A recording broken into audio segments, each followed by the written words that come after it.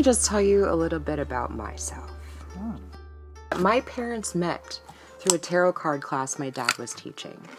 Okay, so right from the very beginning, my life was steeped in like magic. I was born in Seattle, and my mom's best friend had a new age shop called Stargazer, and it's still in Bellevue, Washington. So we would go there for classes about crystals and chakras and auras, and at one point in my childhood, we started getting into the idea of you create your own reality and affirmations and the power of thought. And this whole time I was also interested in like aliens and the supernatural. We watched all the like supernatural shows, you know, when I was a kid. The X-Files, you know, aliens were my boogeyman.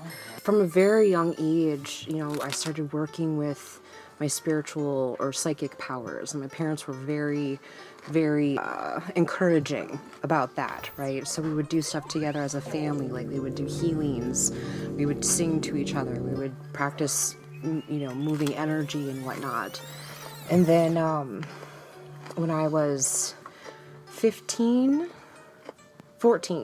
my dad handed me a book on Wicca.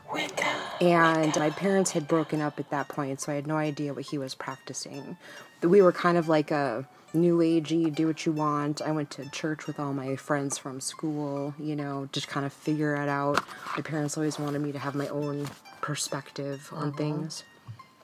But he handed me this book on Wicca, and I showed it to the rest of my family, and we went to Stargazer to research it more because we never really knew.